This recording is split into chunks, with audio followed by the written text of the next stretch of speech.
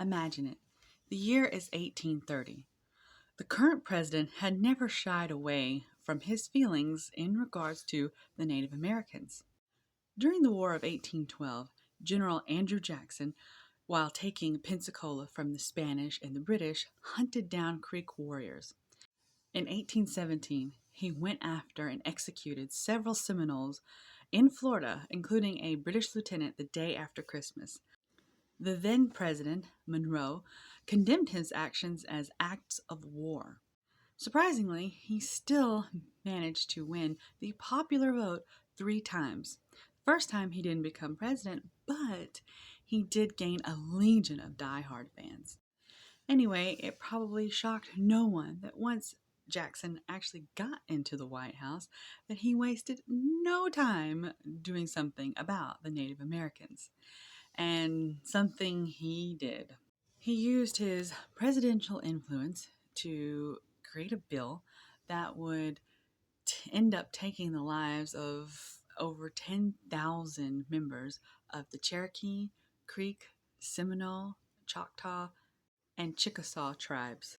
The Indian Removal Act was the forcible relocation of the aforementioned tribes out west past the Mississippi. The act is essentially described as an exchange of land with the Indians. The move itself took about 3 years. King Jackson, as he was often referred, had maybe an inkling that maybe this wasn't the most popular thing to do. So he tried to sell it to the American population as his way of preserving the native culture.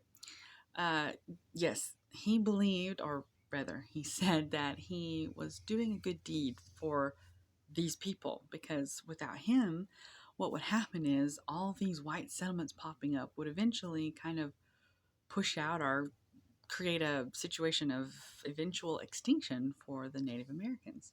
Not that it helped in the end necessarily, but many in Congress knew what we all know and stood against the act.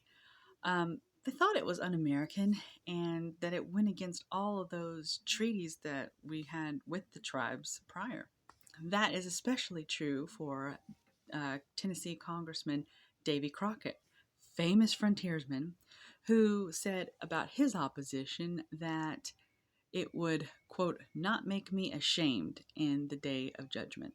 Leaders of the tribes stood up for themselves against the act as well, including in court case Cherokee Nation versus Georgia in 1831, where they said that basically Georgia didn't have a right to impose any of these laws on them. And the Supreme Court agreed.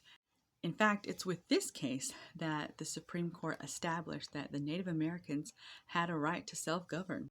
In fact, Chief Justice John Marshall stated that the Cherokee Nation was not subject to any state law.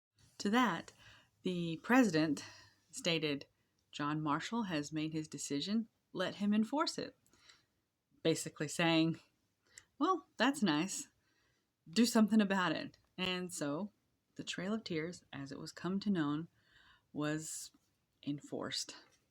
Today, many refer to the events that we know as the Trail of Tears as state sanctioned ethnic cleansing or genocide. Some scholars even go as far as to say that Manifest Destiny and the removal of natives was comparable to Nazi Germany and their ethnic policy going into World War II. For more information about other things that President Jackson was responsible for during his time as president, please check back at my episode about his tenure.